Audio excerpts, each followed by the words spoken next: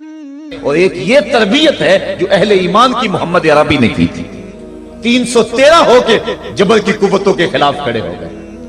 جب عمیر نے جا کے رپورٹ دی نا ابو جہل کو کہ وہ تو 3 اونٹ کھا سکیں گے اور 300 سے کچھ کم اور کچھ زیادہ ان کی تعداد ہے، اس سے زیادہ نہیں ہے، میں خوب وادیاں دیکھ آیا ہوں، میں خوب ٹیلے دیکھ آیا ہوں. تو ابو جہل نے سنادید قریش کو بلا کر کہا عمیر کی رپورٹ سنو کتنی حوصلہ افزا ہے. صبح لڑائی کی نوبت نہیں آئے گی، صبح تو رسیاں کٹھی کرو اور جکڑ جکڑ کے مسلمانوں کو اونٹوں کی پشتوں پہ باندھ لیں گے اور پھر سین حرم میں جا کے کعبۃ اللہ کی دیواروں کے ساتھ باندھ دیں گے.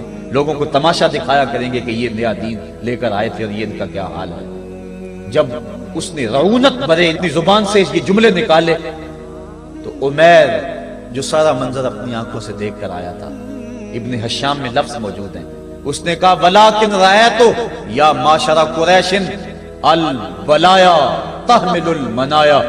اے قریش کے سرداروں اتنے بھی تکبر میں نہ آؤ، میں اپنی ان آنکھوں سے دیکھ کر آیا ہوں کہ یثرب کی اونٹنیاں اپنی پشتوں پہ نری موتیں اٹھا کے لے آئی ہیں. ان کے بدن پہ چیتھڑے ہیں، ان کے پیٹ کمر سے لگے ہوئے ہیں، لیکن وہ زخمی سانپوں کی طرح پیچ و تاب کھا رہے ہیں.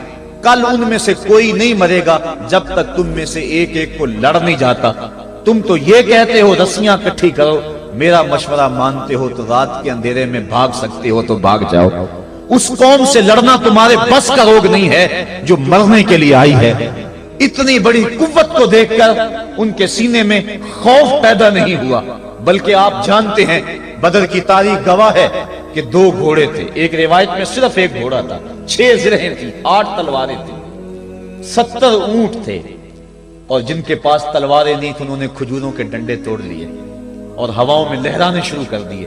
جب یہ ملکوتی قافلہ مدینے سے باہر نکل رہا تھا، دکانوں پہ یہودی عیسائی بیٹھے تھے. انہوں نے کہا مسلمانوں کس بل بوتے پہ جا رہے ہو، کس برتے پہ جا رہے ہو، کون سا آسرا ہے تمہارا، آلات حرب و ضرب تو تمہارے پاس موجود نہیں.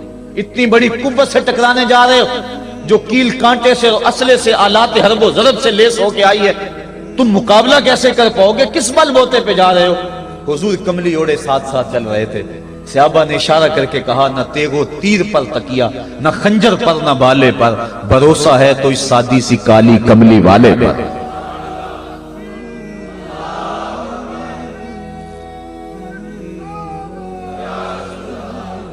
اب اس ماحول میں جبکہ کفار پورا لاؤ لشکر لے کے آئے اور ابو جہل نے کہا اعلان کر دو لنا عزا ولا عزا لکم، یہ ان کے بت کا نام ہے. ہمارے پاس عزا ہے، تمہارے پاس عزا نہیں. ہمارے پاس لات ہے، تمہارے پاس لات نہیں. ہمارے پاس منات ہے، تمہارے پاس منات نہیں. ہمارے 360 خدا اور تمہارا ایک خدا، مقابلہ ہی کوئی نہیں. اس نے کہا کھڑے ہو کے اونچی جگہ پہ کہا اپنے نقیب کو اعلان کرو لنا عزا ولا عزا لکم.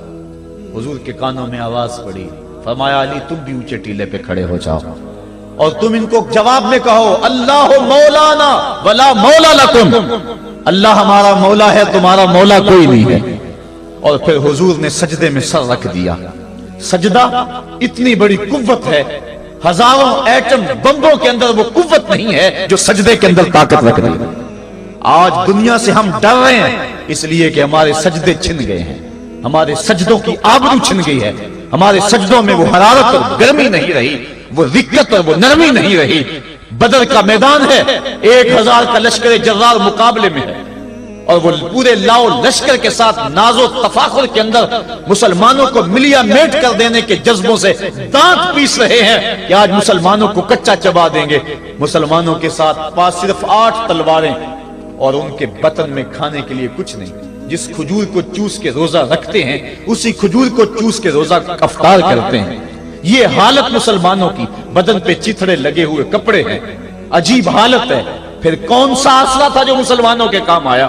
مصطفیٰ کریم نے مسجد عریش میں سجدے میں پیشانی جھکا دی. حضرت ابو بکر صدیق رضی اللہ تعالیٰ عنہ فرماتے ہیں میں حضور کے ساتھ تھا، ساری رات مصطفیٰ روتے رہے، آنکھوں میں آنسو ہیں. حضور کی چادر سر انور سے سرک کے حضور کے کندھوں پہ آ جاتی، پھر کندھوں سے پشت پہ آ جاتی. میں اٹھا کے حضور علیہ السلام کے سر پہ رکھتا اور کہتا حضور بس کرو. حضور بار بار روتے اور اللہ کی بارگاہ میں سجدے میں سر ڈال کر التجائیں کرتے. لفظ کیا تھے محبوب کی زبان پہ، آج تک ایسی ناز والی دعا کسی نے نہیں کی ہے جیسی دعا مصطفیٰ جان رحمت نے کی۔ مصطفیٰ کریم سجدے میں سر رکھا ہے اور کیا کہا؟ اللہم ان تہلک ہذہ العصابہ لم تعبد فی الارض ابدا۔ میرے مالک میں نہیں کہتا کہ ان لوگوں کو بچا لے، دیکھ میری زندگی کی کمائی یہی 313 ہے جو میں تیری چوکھٹ پہ لے کے حاضر ہو گیا ہوں۔ میری زندگی کا کل اثاثہ، میری زندگی کا کل سرمایہ کوہ ابو قبیس پہ کیے گئے درسوں کا نتیجہ، عکاظ کی منڈی کے اندر دیے گئے درسوں کا نتیجہ، اور ذی المجال کے میلے میں تیرے دین کی تبلیغ کا نتیجہ، طائف کے بازاروں میں پتھر کھا کھا کے جو تبلیغ کی اس کا نتیجہ، رستے میں گڑے، رستے میں بچتے ہوئے کانٹے، اور مکے کے بازاروں میں میرے بدن کے اوپر پڑتی ہوئی اوجریاں، میں نے پھر بھی تیرا کلمہ بلند کیا۔ میرے مالک میری پوری زندگی کا گداز، میری پوری زندگی کا سرمایہ، میری زندگی کے آنسو، میری زندگی کا رونا سین حرم کے اندر کعبۃ اللہ کی چھاؤں کے میں سجدے کر کر کے، کوئی کبھی میں نے عمر مانگا، کبھی میں نے حمزہ مانگا، تیرے دین کے لیے میں نے جو ایک ایک کر کے تنکا جوڑا اور یہ ایک چھوٹا سا گھونسلہ بنایا۔ یہ گھونسلہ اب بجلیوں کی زد میں ہے، کفار کی بجلیاں اس گھونسلے کو جلا دینا چاہتی ہیں۔ میرے مالک میں یہ نہیں کہتا کہ میرا گھونسلہ اور میری یہ مٹھی بھر جماعت اور یہ چند میرے لوگ اور یہ میرا سرمایہ اور اثاثہ، میری پوری زندگی کی کمائی، میری جوانی کا سرمایہ جو میں نے تیرے سامنے لا کے رکھ دیا ہے، میں یہ نہیں کہتا ان کو بچا لے، لیکن میرے مالک اگر یہ نہ رہے تو قیامت تک پھر تجھے بھی خدا کوئی نہیں کہے گا۔ ان تہلک ہذہ العصابہ لم تعبد فی الارض ابدا، اگر یہ نہ رہے تو قیامت تک تیرے نام کے ڈنکے بجانے والے بھی دنیا پہ نہیں ہوں گے۔ یہ حضور نے اللہ کی بارگاہ میں دعا کی اور سجدے میں سر رکھا ہے۔ حضور علیہ السلام کی آنکھوں میں اشک جاری ہیں، سجدے سے قوت حاصل کی جا رہی ہے۔ دشمن کے مقابلے میں مصطفیٰ کریم سجدے میں سر رکھ کے اللہ سے آرزو کر رہے ہیں۔ حضرت سیدنا صدیق اکبر فرماتے ہیں اچانک حضور نے سر اٹھایا، میں خوش ہو گیا کہ حضور کے چہرے پہ مسکراہٹ تھی۔ حضور مسکراتے ہوئے فرمایا ابشر یا ابا بکر ھذا جبریل آخذ بعنان فرسہ، ابو بکر بشارت ہو، وہ جبریل اللہ کی مدد لے کر آ گئے۔ تو یہ سجدے تھے جن سجدوں نے ظالم اور جابر قوتوں کا منہ توڑ کے رکھ دیا۔ حضرت علی المرتضیٰ روایت کرتے ہیں رضی اللہ تعالیٰ عنہ، فرماتے ہیں میں نے ہاتھ میں تلوار تھامی اور میدان میں کود پڑا، میں نے کئی کافروں کو واصل جہنم کیا، پھر پلٹ کے دیکھا کہ میں حضور کی زیارت کر لوں، لیکن مجھے حضور نظر نہ آئے۔ میں نے ڈھونڈا تو ایک سمت حضور نے پیشانی سجدے میں رکھی ہوئی تھی اور زبان پہ لفظ تھے یا حیو یا قیوم، یا حیو یا قیوم۔ حضور یہ پڑھتے جا رہے تھے، یا حیو یا قیوم کا وظیفہ پڑھتے جا رہے تھے اور سجدے میں پیشانی تھی حضور کی۔ میں پھر دوبارہ آیا اس سجدے سے جوش لے کر، اس سجدے سے گرمی اور حرارت لے کر، اور پھر دشمن کی صفوں میں کود گیا۔ میں نے ایک کافر کو واصل جہنم کیا، پھر زیارت کے لیے واپس آیا، دیکھا تو پھر سجدے میں حضور نے سر رکھا ہوا ہے اور یہی کہہ رہے ہیں یا حیو یا قیوم، یا حیو یا قیوم، یا حیو یا قیوم برحمتک استغیث۔ یہ جملے حضور کی زبان پہ ہیں اور سجدے میں حضور کی پیشانی۔ میں پھر گیا، پھر آیا، کئی بار ایسا ہوا میں کافر کو قتل کرتا، پھر آتا حضور کو سجدے میں دیکھتا۔ فرمایا پھر حضور نے تلوار تھامی اور مصطفیٰ کریم میدان جنگ میں کود پڑے۔ لوگ بڑھ چڑھ کے دشمنوں پہ حملہ کرتے تھے، لیکن جو سب سے آگے کافروں کی صفوں میں کود کے حملہ کر رہا تھا وہ آمنہ کا لال محمد مصطفیٰ صلی اللہ علیہ وسلم۔ تو سجدے سے وہ قوت ملتی ہے، سجدے سے وہ نور اور روشنی ملتی ہے کہ پورے زمانے میں اجالا کیا جا سکتا ہے۔ آج 56-57 اسلامی ملک دنیا کے سامنے رسوا ہو رہے ہیں اور دنیا کے سامنے سجدہ ریز ہیں، اس لیے کہ وہ ایک خدا کے سامنے سجدہ کرنا بھول گئے ہیں۔ ایک سجدہ جسے تو گراں سمجھتا ہے 1000 سجدے سے آدمی کو دیتا ہے نجات۔ آؤ اس کے حضور جھکو، اس کے حضور جھکنے والا کسی کے آگے نہیں جھکتا۔ سجدہ اس کو قوت دیتا ہے، تو راز کن فکاں ہے اپنی آنکھوں پر عیاں ہو جا، خودی کا راز نہ ہو جا، خدا کا ترجمہ ہو جا، خودی میں ڈوب جا غافل، یہ سر زندگانی ہے، نکل کر حلقہ شام و سحر سے جاویداں ہو جا، گزر جا بن کے سیلے تندرو کوہ بیاباں سے، گلستان راہ میں آئے تو جوئے نغمہ خواں ہو جا۔ مالک کے حضور جب بندہ عزت سے سر جھکا دیتا ہے اللہ کی رحمتیں بندے پہ نازل ہوتی ہے۔ ایک روایت میں آتا ہے جب بندہ نماز کے لیے کھڑا ہوتا ہے ابھی اس نے سجدے میں جانا ہوتا ہے، ابھی وہ قیام ہی کرتا ہے۔ اللہ فرماتا ہے میرے بندے کے گناہ جو ہیں اس کے بدن سے نکال کے ایک سمت کر دو، تاکہ میرا بندہ اس حالت کے اندر میرے حضور حاضر ہو کہ وہ گناہوں سے پاک اور صاف ہو۔ حضرت نبی رحمت صلی اللہ علیہ وآلہ وسلم فرماتے ہیں کہ پھر اس کے سارے گناہ اس کے بدن سے اتار کے ایک سمت رکھ دیے جاتے ہیں، اور بندہ مصلی پہ سبحان ربی العالی کے نغمے الاپتا ہے، رکوع کرتا ہے، سجدے کرتا ہے۔ جب سلام پھیر کے نماز ختم کر کے دعا کر کے جانے لگتا ہے تو فرشتے عرض کرتے ہیں مالک یہ جو گناہ اتار کے ایک سائیڈ پہ رکھے تھے یہ دوبارہ اس کو دے دیں؟ اللہ فرماتا ہے جس کی جھولی سے گناہ نکال لیے تھے دوبارہ اس کی جھولی میں نہیں ڈالیں۔ اللہ اکبر۔ اور ایک روایت کے لفظ ہیں کہ جب بندہ نماز کے لیے کھڑا ہوتا ہے اس کے کندھوں کے اوپر سارے گناہ آ جاتے ہیں اور اس کے سر پہ اوپر گناہ آ جاتے ہیں۔ جب رکوع میں جاتا ہے تو کندھوں والے گناہ گر جاتے ہیں، اور جب بندہ سجدے میں سر رکھتا ہے تو اللہ تعالیٰ اس کے سارے گناہوں کو ختم کر دیتا ہے اور وہ بالکل پاک ہو جاتا ہے۔ حضرت سلیمان فارسی ایک دن ایک درخت کے نیچے کھڑے تھے، آپ نے درخت کی شاخ کو پکڑ کے جنبش دی، حرکت دی، موسم خزاں تھا، درخت کی شاخ کے سارے زرد پتے گر گئے۔ ایک صحابی پاس کھڑے تھے، انہیں پوچھنے لگے عثمان تو نے مجھے پوچھا نہیں کہ میں نے درخت کی اس شاخ کو یوں ہلایا کیوں ہے؟ انہوں نے کہا اچھا پھر آپ بتا دیں کہ آپ نے درخت کی شاخ کو یوں کیوں ہلایا ہے؟ کہا سنو پھر ایک دن میں اور چند صحابہ حضور کے ساتھ جا رہے تھے، رستے میں ایک درخت آیا، اس کے نیچے حضور کھڑے ہوئے، حضور نے اس طرح درخت کی شاخ کو پکڑ کے ہلایا، یوں پتے جھڑ گئے۔ ہم اس منظر کو دیکھتے رہے۔ حضور علیہ الصلوۃ والسلام نے فرمایا سلمان فارسی تو نے مجھے پوچھا نہیں کہ میں نے اس درخت کی شاخ کو یوں کیوں ہلایا ہے؟ تو میں نے عرض کی حضور آپ بتا دیں کہ آپ نے کیوں ہلایا ہے؟ فرمایا سلمان جس طرح اس درخت کی شاخ کو ہلایا گیا اور سارے پتے جھڑ گئے، جب کوئی بندہ سجدے میں سر رکھتا ہے نماز پڑھتا ہے اس کے سارے گناہ دھل جاتے ہیں اور وہ پاک اور صاف ہو جاتا ہے۔ ایک دن فرمایا صحابہ اگر کوئی بندہ اس کے گھر کے سامنے سے نہر گزرتی ہو اور وہ دن میں 5 مرتبہ اس نہر کے اندر غسل کرے تو بتاؤ اس کے بدن کے اوپر کوئی میل کچیل رہ جائے گا؟ عرض کی نہیں۔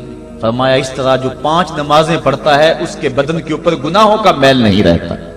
فرمایا الصلاۃ معراج المومنین، نماز مومنوں کا معراج ہے۔ عماد الدین الصلاۃ، نماز دین کا ستون ہے۔ حبب الی من دنیاکم ثلاث الطیب والنساء وجعلت قرۃ عینی فی الصلاۃ، مجھے تمہاری دنیا سے صرف 3 چیزیں پسند ہیں، خوشبو، منکوحہ بیویاں، اور میری آنکھوں کی ٹھنڈک نماز میں رکھی ہے۔ اور حضور نے یہ بھی ارشاد فرمایا من ترک الصلاۃ متعمدا فقد کفر، جس نے جان بوجھ کے نماز چھوڑی گویا اس نے کفر ہی تو کیا، یعنی کافروں والا کام کیا۔ حضرت امام فخر الدین رازی نے تفسیر کبیر میں لکھا حافظوا علی الصلوات والصلاۃ الوسطی، اس آیت کریمہ کے تحت ایک عورت مدینے کی گلیوں میں چیخ رہی ہے اور کہنے لگی مجھے حضور کے در کا پتہ بتاؤ۔ حضور کی چوکھٹ کا پتہ بتلایا گیا، وہ حاضر ہوئی۔ آقا کریم صلی اللہ علیہ وسلم کی خدمت میں عرض کی حضور میرا خامد سفر پہ گیا ہوا تھا اور میں نے اس کی عدم موجودگی کے اندر زنا کر لیا، حمل ٹھہر گیا، اور جو بچہ پیدا ہوا میں نے مارے شرم کے اس بچے کو سرکے کے مرتبان میں ڈال دیا، اور پھر اسی سرکے سے میں لوگوں کو فروخت کرتی رہی۔ اب جب کہ میرا ضمیر جاگا ہے میں آپ کی خدمت میں حاضر ہوئی، مجھے بتایا جائے کہ میرے گناہ کا بھی کوئی کفارہ ہے۔ حضور نے ارشاد فرمایا جو تو نے زنا کیا ہے اس کی سزا رجم ہے کیونکہ تو شادی شدہ ہے، اور جو تو نے بچے کو قتل کیا ہے قتل کی سزا قتل ہے، اور جو تو نے سرکہ بیچا ہے فقد ارتکبت کبیرہ، تو نے کبیرہ گناہ کیا ہے، اس کی سزا تو قیامت کے دن پائے گی۔ اس کے بعد حضور فرمایا ان تینوں گناہوں کی یہ سزا ہے، لیکن جس طرح تو گھبرائی ہوئی آئی تھی میں تو یہ سمجھا تھا شاید تیری نماز اثر قضا ہو گئی ہے۔ اب آپ اندازہ کریں کہ نماز کی اہمیت کیا ہے اور ہم اس باب میں کتنی سستی کرتے ہیں۔ کسی سے پوچھا جائے نا آؤ نماز پڑھنے چلے، وہ کہتے ہیں بس یار میرے کپڑے پلید ہیں، کپڑے میرے پاک نہیں ہیں۔ تیرے کپڑے کیسے پاک رہ سکتے ہیں؟ تو اللہ کے حضور جھکنا نہیں جانتا، تیرے کپڑے بھی پلید ہیں، تیرا دل بھی پلید ہے، تو اس کے حضور جھک کے تو دیکھ، تن بھی ستھرا کر دے گا، تیری روح کو بھی پاکی دے دے گا، تیرے قلب کو بھی طہارت بخش دے گا۔ تو اس کے حضور آ جھک، اس کے حضور سجدوں سے اللہ کے حضور خراج پیش کر اپنی محبتوں کا جب بندہ سجدے میں سر رکھتا ہے اللہ فرشتوں میں فخر کرتا ہے، میرے بندے کو دیکھو نا بالآخر میرے حضور ہی جھکا ہے نا، کتنے گناہ کیے اس نے، کتنے جرم کیے اس نے، لیکن بالآخر میرے حضور آیا اور اپنے گناہوں کی معافی مانگتا ہے، فرشتوں گواہ ہو جاؤ میں نے اپنے اس بندے کی مغفرت فرما دی۔ تو اللہ کے حضور نماز پڑھنے والا، بلکہ ایک روایت مسند امام احمد بن حنبل میں موجود ہے، حضور فرمایا جب بندہ نماز کے ارادے کے لیے اٹھتا ہے اور وضو کرنے کے لیے جب پانی کا پہلا قطرہ چلو پہ لیتا ہے، جو ہی اس کے بدن سے وضو کا پانی چھوتا ہے اللہ اس کے گناہوں کو معاف فرما دیتا ہے۔ جس نماز کے قصد کے لیے اٹھیں اور وضو کریں اور پانی چھوتے ہی گناہ معاف ہو جائیں، اگر اس نماز کا اعلیٰ درجہ سجدہ کر لیا جائے تو پھر مالک کی کتنی رحمت نازل ہوگی، یہ کتنی بڑی دولت ہے، یہ کتنا بڑا سرمایہ ہے جس سے ہم لوگ محروم رہ جاتے ہیں۔ آؤ اللہ کی رحمتیں سجدے میں ڈھونڈیں، سجدے میں پیشانی رکھ کے جب ہم اس کی رحمت کو مانگیں تو وہ مالک ہمارے اوپر رحمتیں نازل کرے گا۔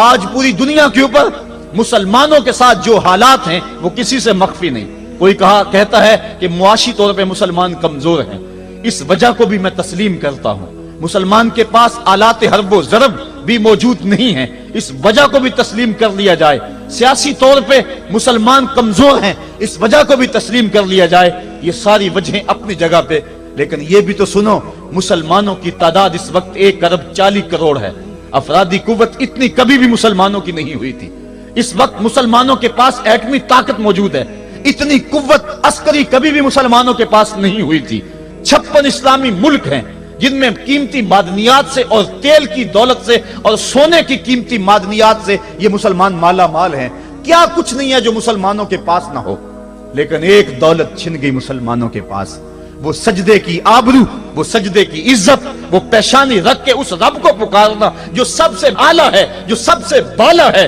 جس نے موسیٰ کے فرعون کو نیل کی موجوں میں ڈبو دیا۔ کیا پوری امت مسلمہ 1.40 کروڑ انسان سجدے میں سر رکھ کے سبحان ربی الاعلیٰ کے نغمے آلات کے اپنے رب سے گزارش کریں اور اپنی امت کا رونا روئیں، کشمیر میں لٹتی ہوئی جوانیاں اور قدس کے اندر بہتا ہوا خون، شبرغان سے لے کر کابل و قندھار تک اور موصل سے لے کر تقریب تک مسلمان کے اوپر جو ظلم و تشدد ہو رہے ہیں، اپنے رب کے حضور اس کا دکھڑا سنائیں اور اپنے مالک کو کہیں میرے مالک ہم لٹ گئے، ہم کٹ گئے، ہم پٹ گئے، اسلحے بھی موجود، افرادی قوت بھی موجود، سیاسی طاقتیں بھی موجود، لیکن اس کے باوجود مسلمان دبتا چلا جا رہا ہے۔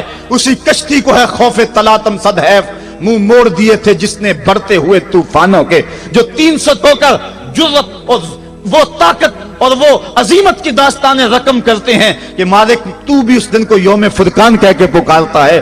آج وہ امت بیچ منجدار کے اس امت کی کشتی ہچکولے کھا رہی ہے، ہماری فریاد، ہمارا استغاثہ تیرے سے ہے، میرے مالک ہمارا کھویا ہوا وقار بحال کر دے اور اس امت کو اس مرتبہ کمال تک پہنچا دے جس مرتبہ کمال تک یہ امت پہلے پہنچی تھی، اور ان کا کھویا ہوا وقار بحال کر دیا جائے۔ آج بھی ہم اگر سجدوں سے اپنے رب کو منا لیں اور وہ روٹھا ہوا رب آج بھی ہماری مدد کے لیے آ جائے تو پھر کوئی قوت، کوئی طاقت ہمیں نہیں لٹاڑ سکتی۔ آئیے ہم سجدے سے اپنے مالک، اپنے خالق اور اپنے رازق کے حضور اپنی محبتوں اور اپنی الفتوں کا خراج پیش کریں۔ نماز ایک ایسی عبادت ہے جس کا حکم قرآن میں 750 مرتبہ کے قریب دیا گیا۔ اور ایک آخری بات عرض کر کے اپنے موضوع کو سمیٹنا چاہوں گا، میرے اور آپ کے آقا مولا حضور نبی رحمت صلی اللہ علیہ وسلم پر جب وقت آخر آیا تو آخری وصیتیں جو حضور نے اپنی زندگی میں کی وہ کیا تھی؟ 2 وصیتیں تھی حضور کی آخری، جب حضور ایام مرض میں تھے، اور آخری وصیتیں اس کے بعد حضور نے کوئی کلام نہیں کیا، وہ یہی تھا الصلاۃ الصلاۃ الصلاۃ الصلاۃ، لوگوں میں تمہیں نماز کی تاکید کرتا ہوں، میں نماز کی تاکید کرتا ہوں۔ اور دوسرا فرمایا جو تمہاری ملک میں تمہارے غلام اور تمہاری لونڈیاں ہیں ان کے ساتھ حسن سلوک کی تاکید کرتا ہوں۔ یہ آخری 2 باتیں تھی جو حضور نے ارشاد کی، حقوق اللہ کے حوالے سے نماز اور حقوق العباد کے حوالے سے حضور نے کمزوروں کے حق ان تک پہنچانے کی تاکید امت کو دی، اور اس کے بعد پھر حضور انتقال کر گئے۔ آئیے ہم سجدوں سے اپنے رب کو راضی رکھیں، اللہ مجھے آپ کو توفیق عمل عطا فرمائے۔